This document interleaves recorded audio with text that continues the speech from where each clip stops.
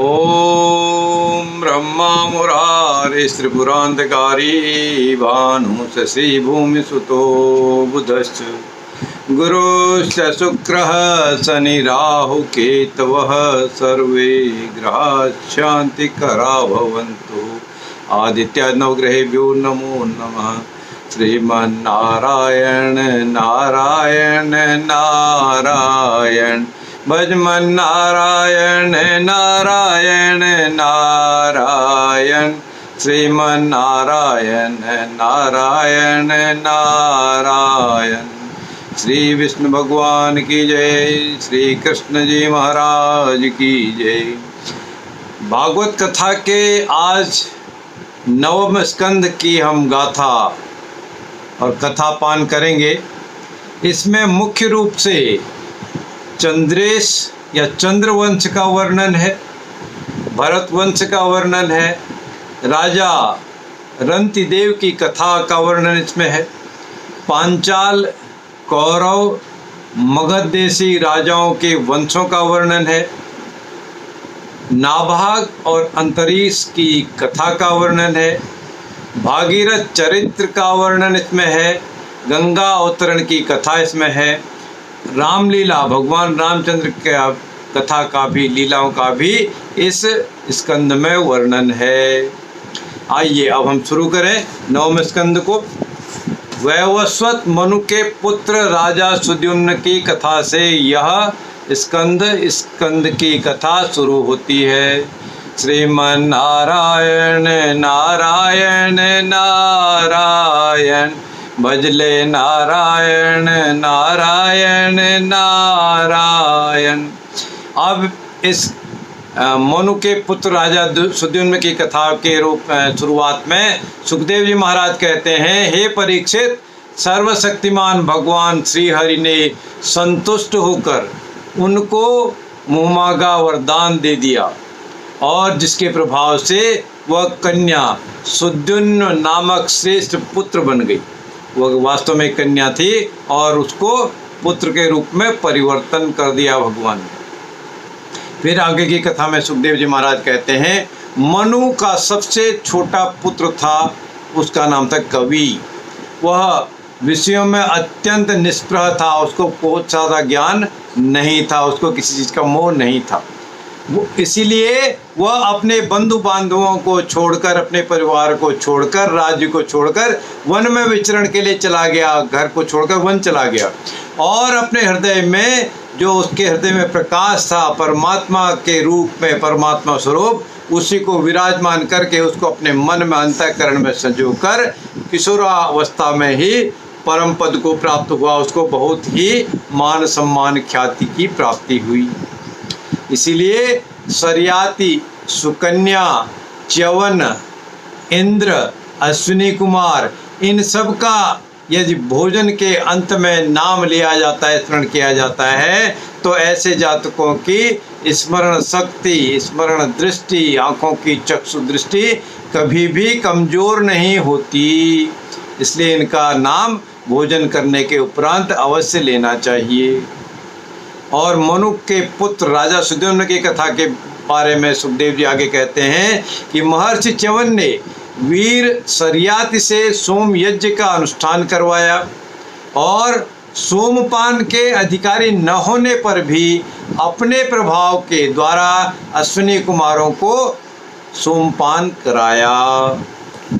और फिर नाभाग तथा अम्बरीश की कथा आती है। उस कथा में भगवान श्री हरि ने कहा, हे दुर्वासा ऋषि जी, हे दुर्वासा मुनि जी, मैं आपसे और क्या कहूँ, मेरे भक्त तो मेरे ही हैं और मैं उन प्रेमी भक्तों का हृदय स्वयं हूँ।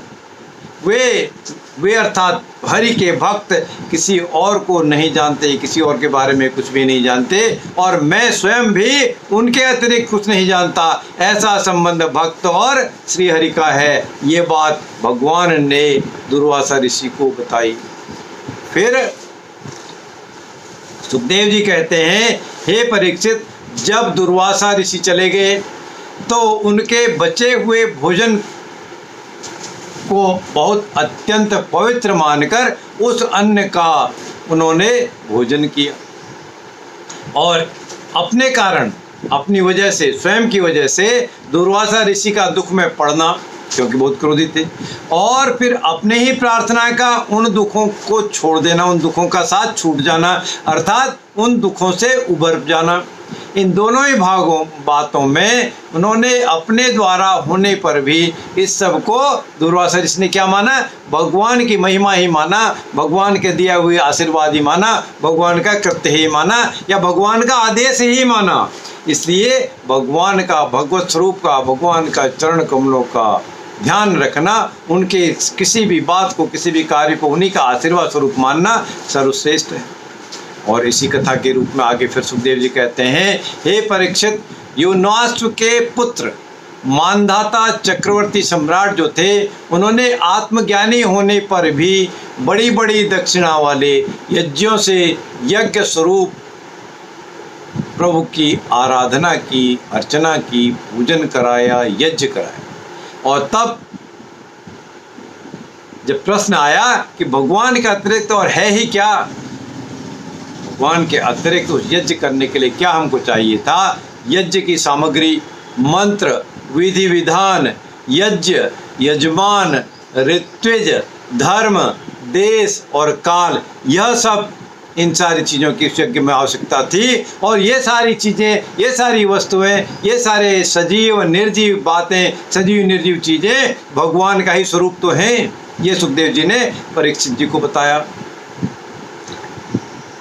फिर सुखदेव जी कहते हैं, हे परीक्षित, सत्यव्रत जो सत्य बोलने वाले थे, राजा हरिश्चंद्र, उन्होंने विश्वामित्र से आत्मज्ञान प्राप्त करने के बाद निर्वाण सुख की अनुभूति से उस ज्ञान कला का भी परित्याग कर दिया। ज्ञान कला थे उसको भी त्याग कर लिया, क्योंकि वो निर्वाण चाहते थे, और निर्वाण में मोक्ष चाहते थे, तो त्याग कर दिया। और इस तरह जो सत्य राजा हरिश्चंद्र थे, समस्त बंधनों से मुक्त हो गए। वो अपने उस स्वरूप में स्थित हो गए जो न किसी बारे में, जिसके बारे में बताया जा सकता है, न उसके बारे में किसी प्रकार का अनुमान लगा सकता है, क्योंकि राजा ने सब कुछ त्याग दिया। फिर सुखदेव जी महाराज कहते हैं, परीक्षित, सागर के पुत्र कपिल मुनि के क्रोध से जल गए। सागर के लड़के, सागर के पुत्र कपिल मुनि के क्रोध से जल गए, ऐसा कहना उचित नहीं है, क्योंकि वे कौन? वो सागर के पुत्र तो सत्व गुण के परम आश्रय हैं, इसलिए उनको कोई जला नहीं सकता। उनका शरीर को, जगत को पवित्र करता है, क्योंकि सागर से उत्पन्न हुई लहरों से शांति मिलती है, सागर के से उठने वाली लहरों से आनंद मिलता है, सागर से उठी भाप से, उष्मा से ही वर्षा होती है, और उसमें भला क्रोध, तमोगुण की संभावना फिर कैसे हो सकती है, कैसे जानी जा सकती है? इसलिए भला कहीं पृथ्वी की धूल का भी आकाश से ही संबंध तो होता है। फिर भगीरथ चरित्र और गंगा अवतरण की कथा के बारे में भगीरथ जी कहते हैं, हे माता, भगीरथ की माता गंगा थी, हे माता, जिन्होंने लोक में, परलोक में धन संपत्ति, स्त्री पुरुष पुत्र की कामना का संन्यास कर लिया है, जो इस संसार से उव्रत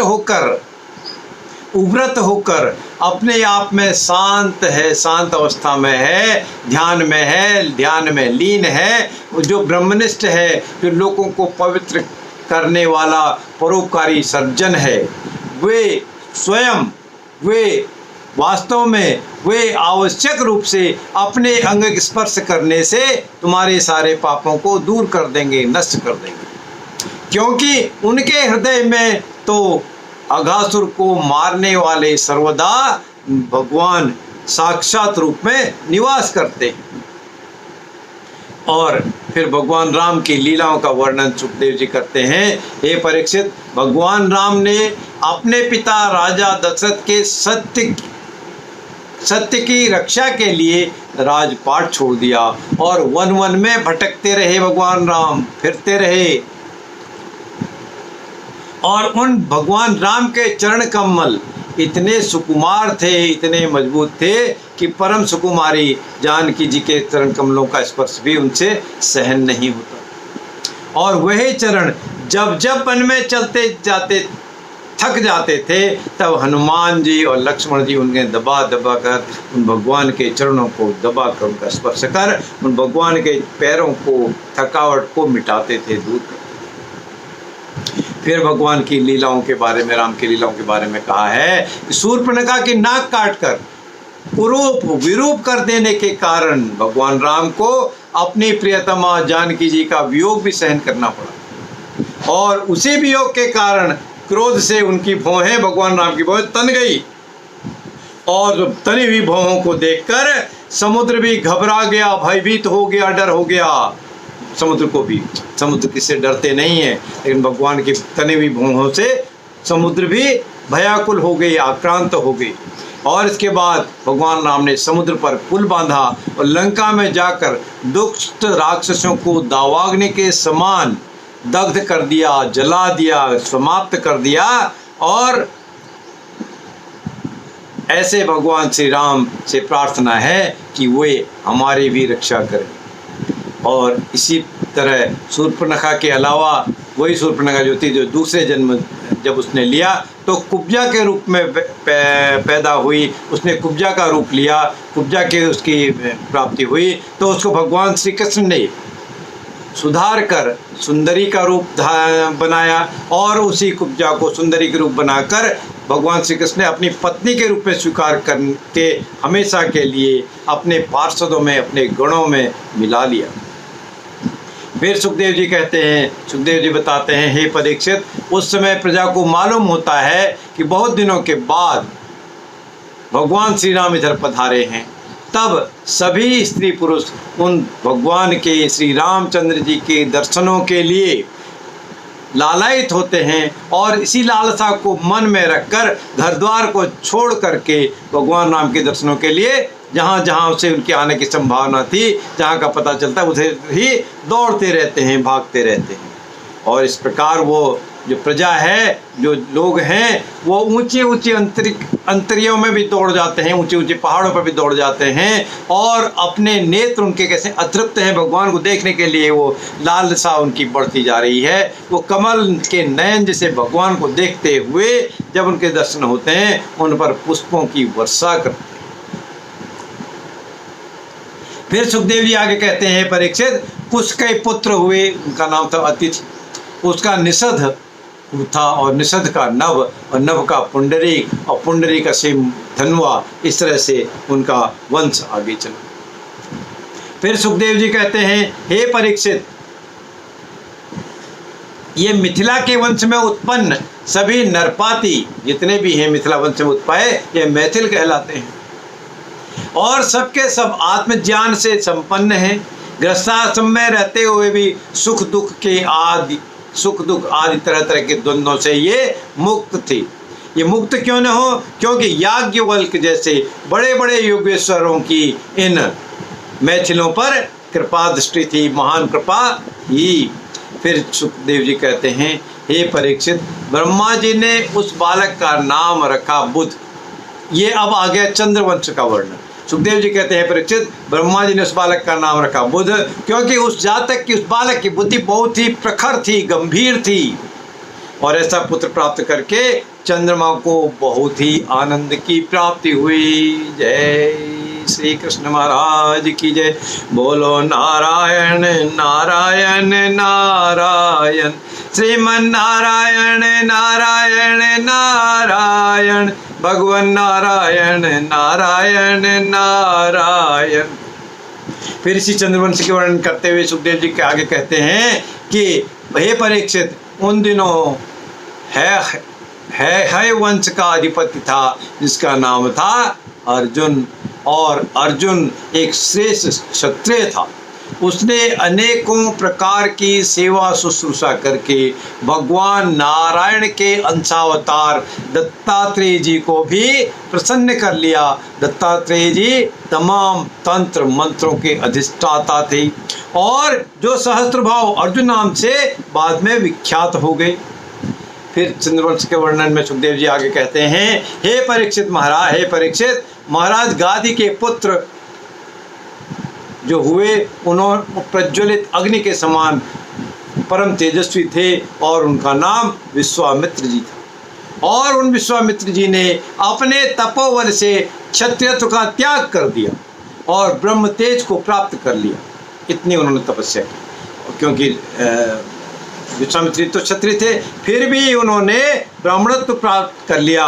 और सुखदेव जी आगे कहते हैं, परीक्षित, काशी का पुत्र काशी, काशी का राष्ट्र, राष्ट्र का दीर्घतमा और दीर्घतमा के धन्वंतरी, यही जितने हैं आयुर्वेद के प्रवर्तक हैं। फिर चंद्रवंश के वर्णन में सुखदेव जी आगे कहते हैं, हे परीक्षित, राजा ययाति ने जो परमात्मा सबके हृदय में जो विराजमान है, उनका ही स्वरूप सूक्ष्म से सूक्ष्म है। सूक्ष्म से सूक्ष्म स्वरूप में भी परमात्मा सबके हृदय में विराजमान रहते हैं। उन्हें, उन परमात्मा को, सर्वशक्तिमान सर्वव्यापी भगवान श्री नारायण को अपने हृदय में स्थापित करो और स्थापित करने से निष्काम भाव से उनका भजन करो। यह परीक्षित जी को सुखदेव जी ने सलाह दी। फिर राजा ययाति ने देवयानी से कहा, हे प्रिय, भोगों के भोगने से, भोगों के भोगने से, विषयों के भोगने से भोग वासना कभी भी समाप्त नहीं होती, कभी भी शांत नहीं होती, बल्कि किससे समाप्त होती है? वो ऐसे शांत नहीं होती जैसे घी की आहुति देने पर आग और भी भड़क उठती है, वैसी भोग वासनाएं भी भोगों को भोगने से, खाने से, भक्षण करने से और प्रबल हो जाती। फिर और जिस प्रकार मनुष्य किसी भी प्राणी और वस्तु के साथ, किसी भी प्राणी तथा वस्तु के साथ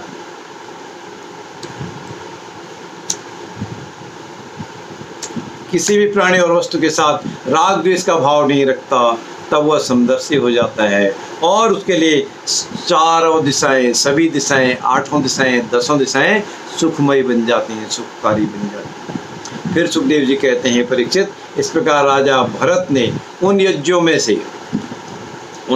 से 133 घोड़े बांधकर 133 यज्ञ करके समस्त नरपतियों को असीम, अत्यंत, बहुत ही आश्चर्य में डाल दिया। और इन यज्ञों के द्वारा इस लोक में तो शकुंतला नंदन भरत को राजा भरत के रूप में यश मिला ही, साथ ही साथ अंत में उन्होंने माया पर भी विजय प्राप्त की और देवताओं के परम गुरु भगवान श्री हरि को प्राप्त कर ही लिया। ऐसे भरत का वर्णन है। और फिर भरत वंश के बारे में वर्णन तथा राजा रंतिदेव की कथा। मांगते हुए आया हुआ चंडाल की करुणापूर्ण वाणी सुनकर निर्मल और यशस्वी राजा रंतिदेव कहने लगे, मैं भगवान से 8 सिद्धियों से युक्त परम गति नहीं चाहता, और फिर और तो और क्या, मैं मोक्ष की कामना भी नहीं चाहता। ये रंतिदेव ने कहा, मैं तो चाहता हूँ, केवल यही चाहता हूँ कि मैं संपूर्ण प्राणियों के हृदय में स्थित हो जाऊँ और उनका सारा दुख मैं सहन करूं, सारे दुखों का भोग मैं करूं, और जिससे किसी भी प्राणी को कोई भी किसी तरह का कोई भी कष्ट कभी भी ना हो। ये रंतिदेव की इच्छा। फिर उसके बाद पांचाल, कौरव, मगध देशी राजाओं के वंशों का वर्णन आता है। माता सत्यवती के कहने से भगवान व्यास जी ने अपने संतानहीन भाई की स्त्रियों से धृतराष्ट्र और पांडु नामक 2 पुत्र उत्पन्न किए, और उनकी ही दासी से तीसरे पुत्र विदुर जी भी उत्पन्न हुए। और फिर इसी मगध, कौरव और पांचाल राजाओं के वंश के बारे में आगे सुखदेव जी कहते हैं, हे परीक्षित जी, महाराज यदु का वंश परम पवित्र था और मनुष्यों के समस्त पापों को नष्ट करने वाला था भी, है भी और आगे भी रहेगा। इसलिए जो मनुष्य इसका श्रवण करेगा, इस कथा का श्रवण करेगा, वह समस्त पापों से मुक्त हो जाएगा। और इसके बाद फिर आगे इस वंश का वर्णन करते हुए सुखदेव महाराज कहते हैं, हे परीक्षित, भगवान की माया का विलास ही जीव के जन्म, जीवन और मृत्यु का कारण है, और उनका अनुग्रह, उनका इकट्ठा करना ही, उनकी अर्चना करना ही माया को अलग रूप करके, माया को अलग थलग करके आत्मस्वरूप प्राप्त करने का साधन भी है। इसी से आत्मस्वरूप की प्राप्ति भी होती है। इति नवमं स्कन्धः। श्रीमन्नारायण नारायण नारायण भगवन नारायण नारायण नारायण बदले नारायण नारायण नारायण श्रीमन्नारायण नारायण नारायण। श्री कृष्ण जी महाराज की, विष्णु भगवान की जय। शांताकारं भुजगशयनं पद्मनाभं सुरेश्वरं विश्वाधारं गगनसदृशं योगगणं विभागं लक्ष्मीकान्तं कमलनयनं योगविद्यार्थगम्यं वन्दे विष्णुभवभयहरं सर्वलोकैकनाथनम्। ओम ओम श्री सिद्धि ओम श्री सिद्धि ओम श्री सिद्धि।